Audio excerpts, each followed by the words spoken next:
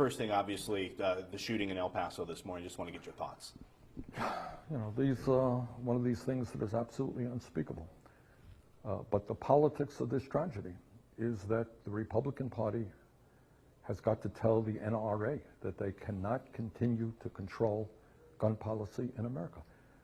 The truth is there is overwhelming support in this country from gun owners and non-gun owners alike for common sense gun safety legislation, and that means strengthen and expand the background check process, do away with the gun show loopholes, do away with the so-called straw man provision, ban assault weapons, something that I've supported for 30 years, and move in other directions. But we cannot allow, when so many, I mean, it is unspeakable, and it's hard to even talk about it, to think that people are walking into malls or walking into schools and shooting down innocent people. And on top of all of that, we need an aggressive effort in expanding mental health counseling in this country, because I can tell you, as a United States Senator, I know there are thousands of people in this country who today are walking the streets who are suicidal and are homicidal.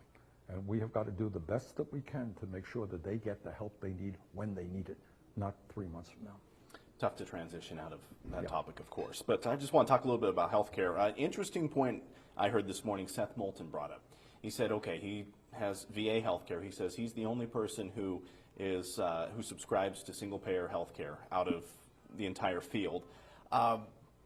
Subsequent concerns that come out of that, is it a fair comparison? He talks about the concerns of the quality of care in the VA. Is that a fair comparison to Medicare for all? Two things. The former chair of the Senate Committee on Veterans Affairs, if you talk to the American Legion and the VFW and the Disabled American Veterans and the other veterans organizations, they will tell you they very much support the VA and they like the care that they're getting in the VA. Problem is right now we have a government that has not addressed the fact that we have 30,000 staff vacancies in the VA. Second of all, in terms of Medicare for all, what we have to understand is, A, we are the only major country on earth not to guarantee health care to all people through a national health care program. How come every other country has chosen to do it that way? Yet we have a system where we have 87 million people who are uninsured or underinsured. That's the bad news. Good news is healthcare industry made $100 billion in profit last year. And that is the function of the current healthcare system. So I have the radical idea that maybe we should have a healthcare system designed to provide quality care to all and not just huge profits for the drug companies and the insurance companies. You brought this up on stage, talking about forgiving student debt.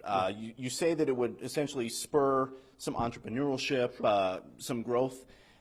Just a thought that came to mind, doesn't that sound a little bit like trickle-down economics that Democrats have hated for so long? It's quite the contrary. It's not trickle-down economics is giving tax breaks to the rich. What this is doing is putting more money into the hands of working families. And I'll tell you, it's not just entrepreneurship that I think you will see expand. Right now, and here's the truth, you got a whole lot of folks who can't afford to get married and have kids. That's true. They have huge student debt. They can't have kids. How crazy is that? They can't buy their own first house. They can't go out and get a car.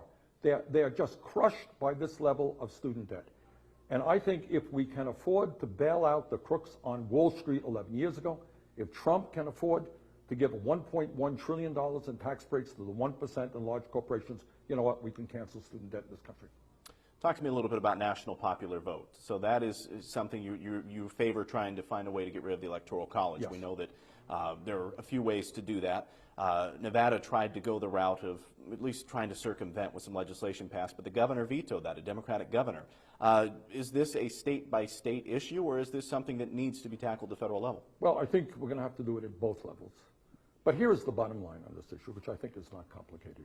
I grew up, and you grew up, believing in democracy. And essentially what democracy means, majority rules, right? We don't believe that the minority should win.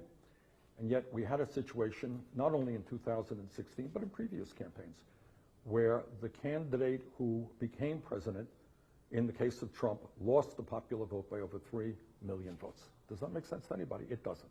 So we've got a lot of work to figure out the best way forward. But I do believe that that is an unsustainable situation. Majority rules.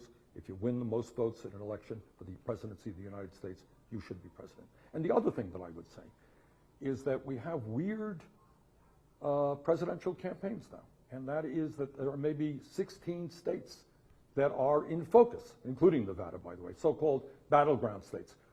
No one's going to worry about California. California's going to vote Democratic. Wyoming, in all likelihood, will vote Republican. Those guys are excluded, in a sense, from the political debate and the needs of those communities. So I think we got to rethink the Electoral College in that sense.